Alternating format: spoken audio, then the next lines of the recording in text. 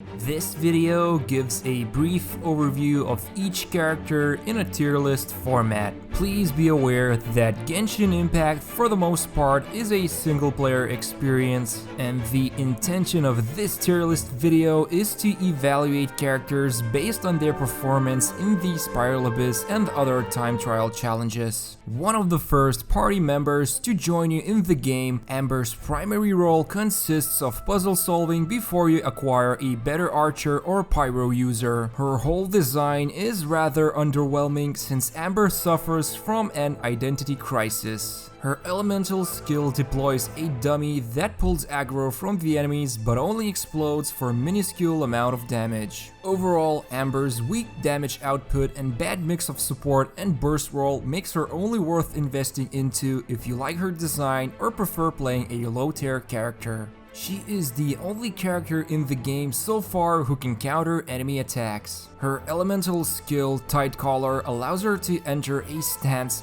that absorbs enemy attacks and upon release deals a significant amount of damage depending on how well the timing was. But what truly makes her shine is her elemental burst. She will generate an electric field around her that will apply electric discharge to her attacks. Switching out to a character with more faster attack speed will melt enemies away while the burst is applied, and that's because electric damage scales directly with Beidou's attack. This makes Beidou a highly desirable teammate when paired with another character who excels at fast damage dealing, making the damage output insanely high. The only drawback is that her elemental burst has a long cooldown, making her less flexible in challenges with long durations. The only thing Bennett excels at is bad luck. At least, that's what the people of Teyvat believe in. But you'll most likely come to the same conclusion as Bennett's elemental skill Passion Overload can explode in his face, launching him backwards. This disrupts the flow of combat, and if you're fighting on cliffs, chances are you will fall to your death. But that's okay, he is supposed to be a support instead. His elemental burst creates a field around him that applies pyro to your attacks and also heals the first character if their health falls below 70%. But this puts him in a really weird spot. He can't deal damage properly and he can barely heal. What's left are the pyro attacks you can gain from his elemental burst. One of the few dedicated healers in the game. Because healing scales directly with her HP, she is going to be your most tanky character in the team. Her elemental skill creates a field around her that heals the current character you're playing with a total of 3 times, and you can further heal your team slightly by dealing damage while under the skill's effect. Due to the tricky nature of applying wet status on yourself and everyone surrounding you, if you mismanage your cryo or electro attacks, you will get frozen or shocked. Her elemental burst is simply a party-wide heal that restores significant amount of health, but because of its long cooldown, it's best to use it in emergency situations. Overall, she is an outstanding support character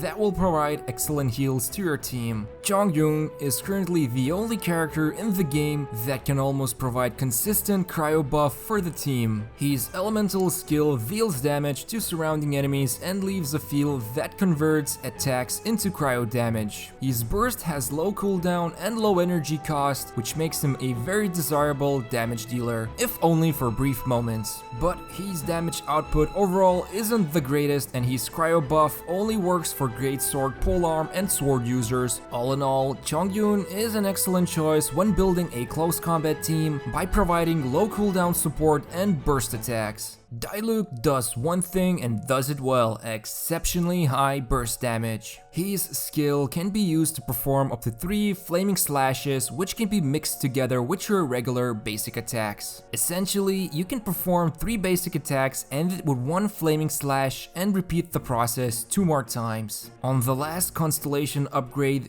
these flaming slashes no longer interrupt your basic attack combo, which deliver the most damage on the last hit, turning Diluc into a consistent damage dealer. Diluc's elemental burst releases a wave of energy in the form of a phoenix, knocking enemies away and exploding on its destination. Diluc's weapon also becomes enveloped in flames, making him instead deal pyro damage. Overall, he is your top choice when it comes to your best damage dealer in Pyro, but to unlock his strongest form requires maxing out his constellation fully, which is regarded to be nearly impossible for free-to-play players. This German princess has tamed the power of an electric raven. Although she may look like a character that's destined to be support, she's actually a gifted archer that can dish out some serious damage. Her elemental skill Knight Rider leaves her raven Oz on the battlefield, which deals damage every second and puts electro status on enemies. Her elemental burst transforms her into Oz himself, and for a brief moment she can travel in raven form, dealing electro damage to surrounding enemies. After transformation, she leaves Oz behind to fight for her once again. This essentially allows her to keep Oz on the battlefield for over 20 seconds. What also makes her really amazing is that she is only a 4-star character, which makes her a very free-to-play friendly character to use. She can both act as main damage dealer and support.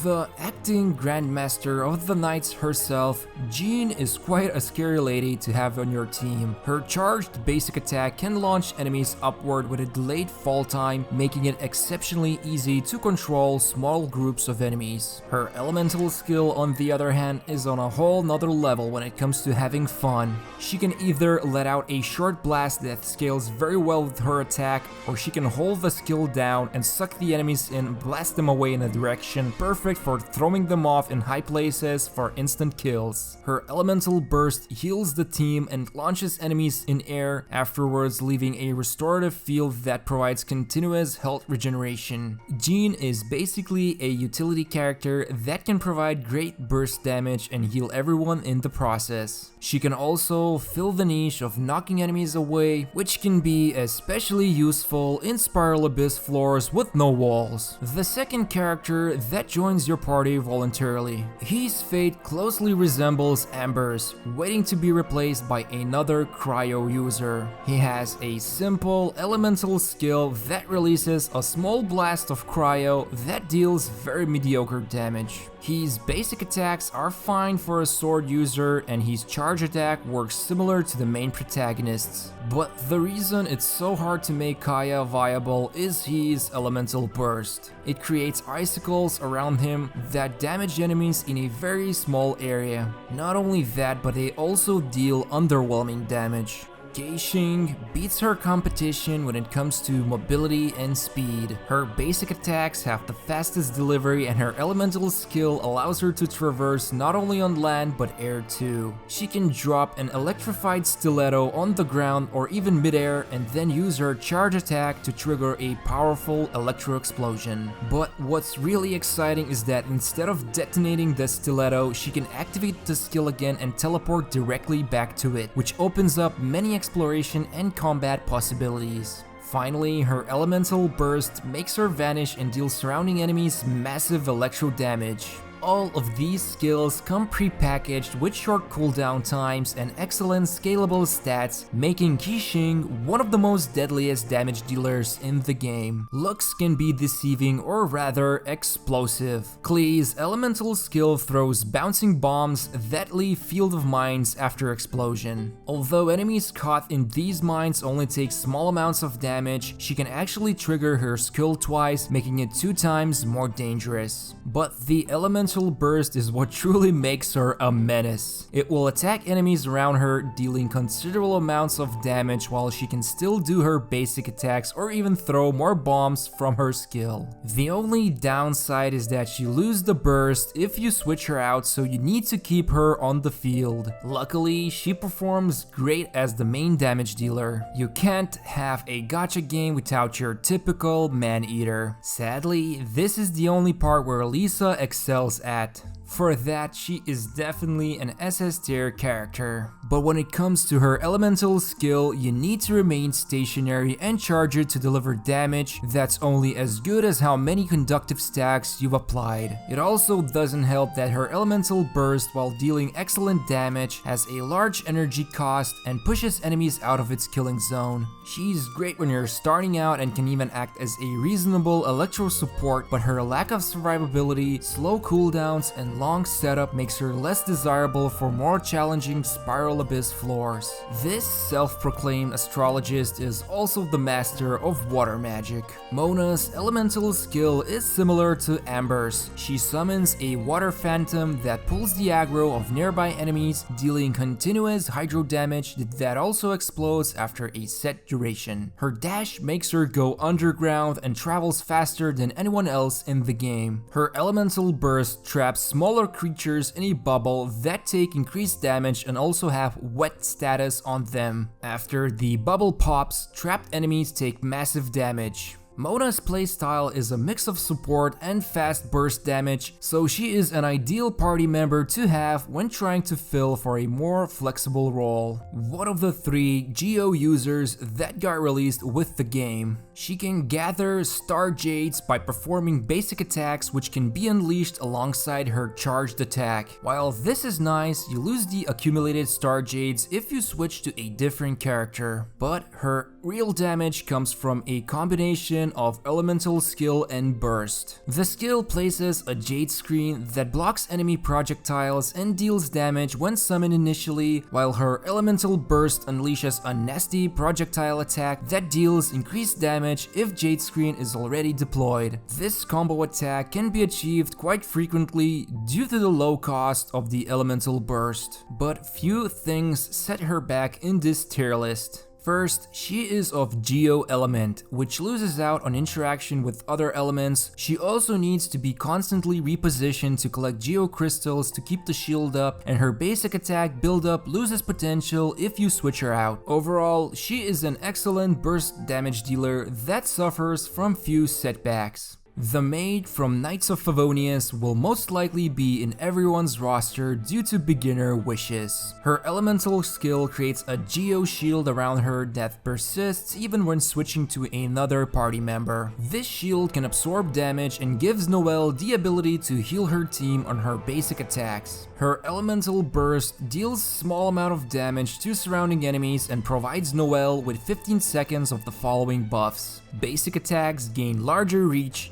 damage is done in Geo element, and attack is increased based on Noelle's defense. She ends up as an awkward tank that doesn't really fit anywhere since her burst is underwhelming and her shield has a long cooldown of 24 seconds. Due to all of this, she can't really be used competitively in Spiral Abyss. A zombie girl that struggles with memory loss. Good thing she doesn't struggle with demolishing her enemies. Qiqi is the staple healer in Genshin Impact. High damage output paired with excellent healing. Her elemental skill summons an Ice Herald that follows the field character around, damaging close by enemies in set intervals. While Qiqi has it, any damage she deals will heal all party members, which scales with her attack. Now, this alone already makes her a superstar, but the cherry on top comes in the form of her elemental burst. She releases an attack that deals sizable damage and also tags the enemies with a talisman. Any character that attacks these tagged enemies in such way will heal themselves, which means you can start the fight with her burst and then unleash every other party member's burst without ever worrying of dying, since damage they receive during their active period will get healed from the marked enemies. Qiqi is an amazing healer that brings her own firepower into the fight. Raised by wolves, this Electro user doesn't mess around with his massive claymore. Razor is a high maintenance, high reward character that shows his true potential the longer you keep him on the field. Razor's Wolf Within is an elemental burst that provides increased attack speed as well as additional electro damage, while also making Razor immune to electro charge status.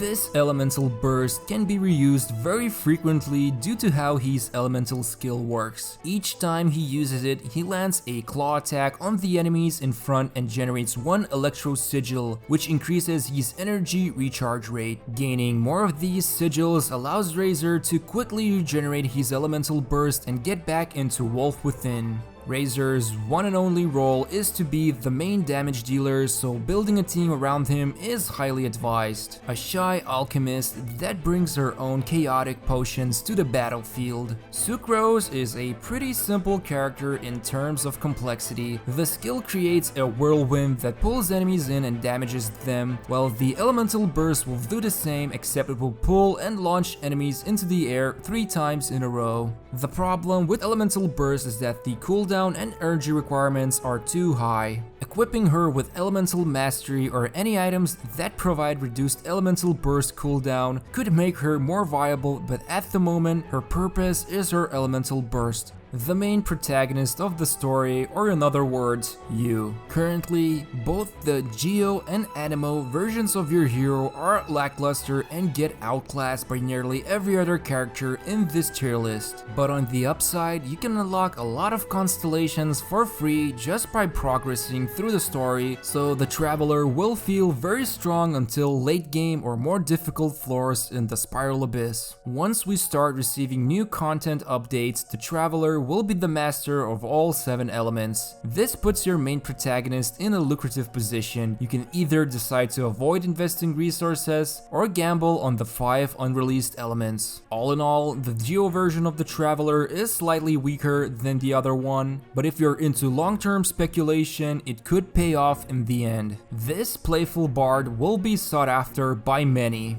Venti is in high demand due to how he can efficiently gather all enemies in a single spot. The Spiral Abyss and domains are feared by many not because of the monsters that reside within, but how much time you're given to take care of them. Venti's biggest selling point is his elemental burst. He fires off an arrow that sucks in anyone along the way and creates a vortex at the end that keeps enemies trapped within it. Most importantly, his elemental burst has average energy requirement and pretty low cooldown, so with the right equipment and team composition, you can expect to have a reliable vortex almost every time. Venti is an extremely useful support character that will allow you to conquer the floors of the Spiral Abyss. The renowned chef of Liyue, Xiangling, can be unlocked for free after clearing the Spiral Abyss 3rd floor. She's an excellent supporter that can provide constant pyro-elemental reaction. Her skill summons Guba, a bear that eats a chili pepper and spews fire every few seconds. The elemental burst creates fire tornadoes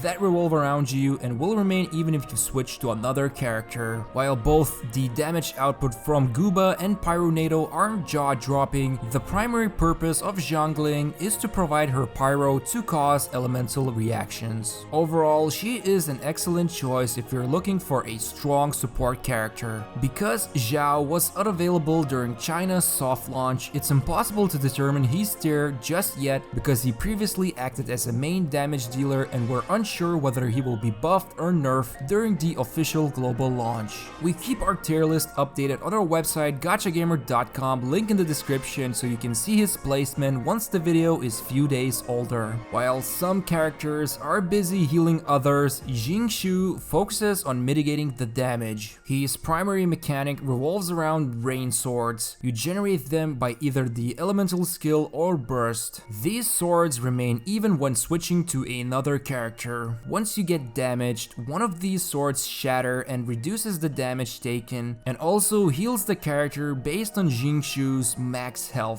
His elemental burst damages enemies around him while also preventing the swords from shattering for the duration, essentially giving you an infinite supply until the burst is over. He is an interesting character and proves useful for those who need a hydro support unit that can also mitigate damage. The problem with Xingqiu is that he tries to do too many things at the same time, making him master of none. If you found this video useful, make sure to subscribe to our channel and enable notifications, as we will be coming out with more Genshin Impact content for you to enjoy. You can also visit us at gachagamer.com, where you can find a lot of useful guides and resources for Genshin Impact, including an up-to-date tier list. Thanks for watching us and see you in the next video.